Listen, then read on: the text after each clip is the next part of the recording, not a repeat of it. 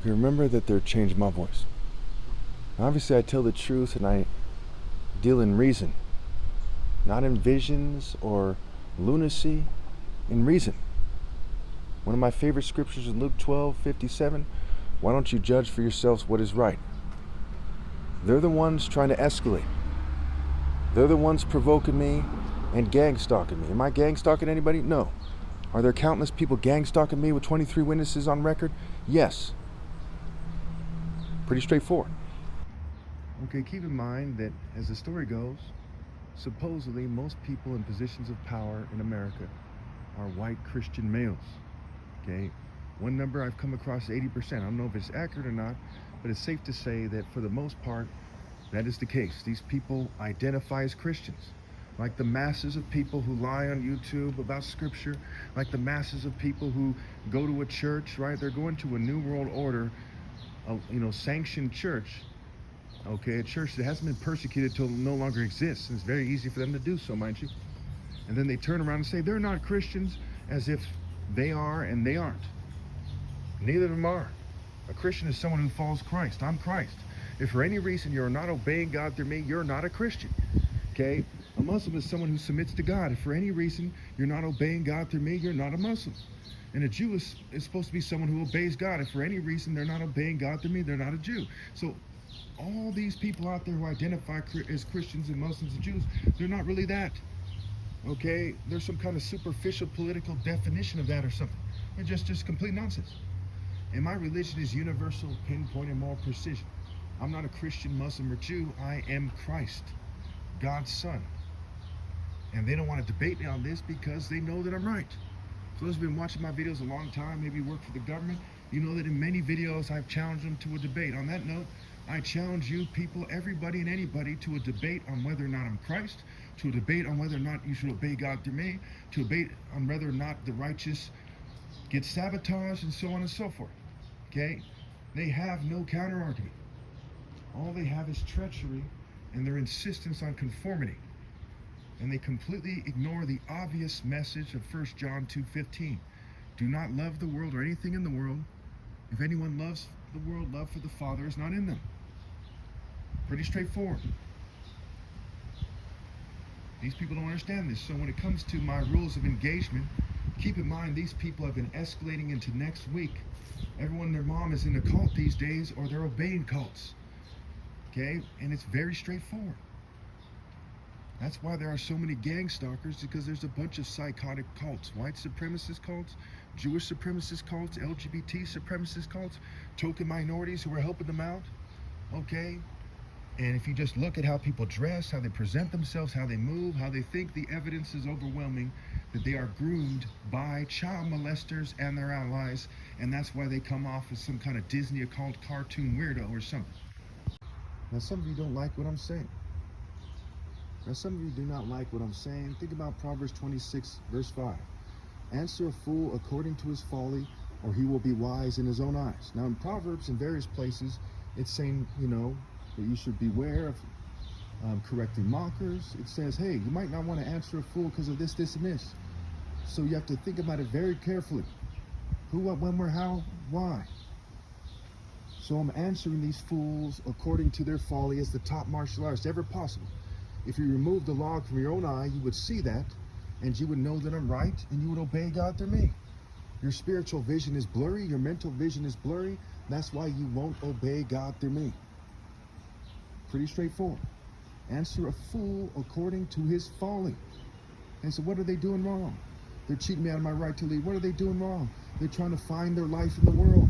They're conforming to what you might call Babylon's system, the Nebuchadnezzar system. Nebuchadnezzar is a serpent, according to the Old Testament, who swallows those who are dumb enough to go into his trap whole. He is a snake, setting them up to die. He's creeping on them. He's slithering on them. He's watching them make a mistake. Represents the pattern in nature of evil, seeing who is not prudent enough to do God's work.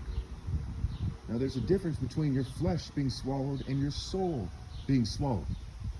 We all die one day. Now, while we're here, what are we doing? Are we obeying God? Or are we making a mistake here? So when some Satanist comes, let's say I'm walking down the street, all of a sudden a bunch of Satanists say, hey, I challenge you, son of God, to combat here and now to prove that God is the one true God. Now, if this was a time where, it's not the end, and if I didn't have to do a mission or something, what I would do, okay, I would perhaps pull out a knife, lead with my right hand, throw my dagger or knife to my left hand, and stab him up. Then throw it to my right hand, and then stab him in the back of the neck 3 times from a certain angle. Okay? First one down. While my footwork is confusing the other ones, and they're trying to see how to position, they're having trouble jumping me. Okay, then next one I strike in the knee and shatter their knee. Okay, then I karate chop the back of their neck really hard in case the knife is stuck in the other one. Now why? Because they were dumb enough to approach the Son of God and in the spirit of the devil and to challenge me, okay, and to confront me in a way that threatens me. Now, according to the law, that would be illegal. Yeah, great, lovely. But what's going on is far more important than the law. Now, is that my plan? No. Now, is that my plan? No. Why? Because I have a higher cause. Not because the law says it's illegal, and not because of the neo-Roman slave masters trying to convince people to just turn the other cheek. They kidnap your kid, they want you to turn the other cheek. If the law tells you that, hey, you never had a kid in the first place because they fabricated the evidence, they want you to turn the other cheek. They're invading your house, and they're about to rape your wife. They want you to turn the other cheek. Then they say, wait. If it affects white people, okay, and we think about minorities doing a home invasion, then that's different. And they're trying to find ways to put whites, Jews, and LGBT people above other people, so they operate with near impunity. With what? Near impunity. Which means that some of them operate with complete impunity. And some operate with moderate impunity. And some operate with nearly no impunity because they're homeless, because they're being thrown under the bus to confuse things, what have you. So they're trying to create a situation where they can feel like their spirits are dominating and that they can operate with near impunity. Okay, so under different circumstances, if I came across somebody who was a high value target, I would just fucking kill him on the spot, right? Because they worship the devil and they're trying to subdue people with the spirit of organized rape and child molestation, what have you. And the concept, the idea of facing these people on behalf of God transcends the law. Now, you also have to consider strategy. In a war, you don't just say, hey, I don't like this person, he's an enemy, let me attack him. You have to look at the situation and say, is it worthwhile? Is this really what is absolutely morally precise? For those who are agnostic and want to pretend that some kind of idiot, some kind of poorly raised fool, think about it like this. The idea of God represents the ultimate judge, all good, all knowing, all powerful.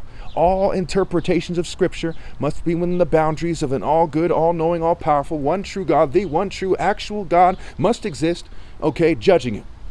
What does he want you to do and what does he not want you to not do? Okay?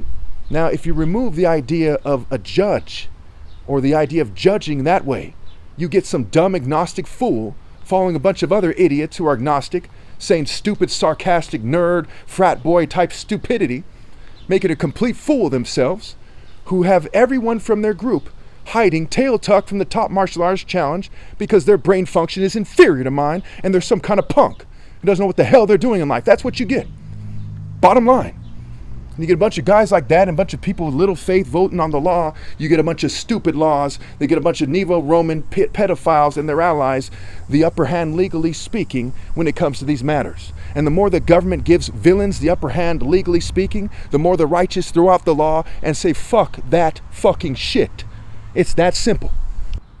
And keep in mind that I'm a very disciplined person, a very logical and moral person. I made somewhere around 20,000 videos by now, and I consider situations very carefully. That's why a key part of my book on the rules of engagement, which I have about 2 pages of now, and I probably am going to end it there, I might make 1 more page, is about carefully considering the situation and thinking about what God would have you do. Okay? I'm the type of person who naturally, if everything's fair and just and right, and I get along with everybody, okay, I treat people fairly. I didn't go around bashing gays or rushing Satanists or shooting at the opposition view, because I'm a very disciplined person. My book is not about getting angry and just hurting somebody. It is about carefully considering right and wrong. and being very sure to not let the churches, mosques, synagogues, the government, the atheists, the New Age people, the LGBT community, the political groups, not letting anybody confuse you about what is right and what is wrong. Do not let anybody confuse you about what is right and what is wrong. That is part of why a lot of what I said was carefully consider the situation.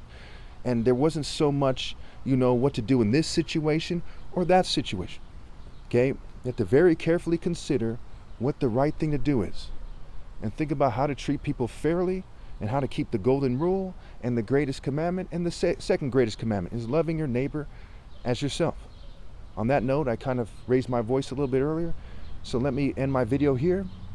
Okay, because I don't want to, disturb people any more than I have to. Thank you.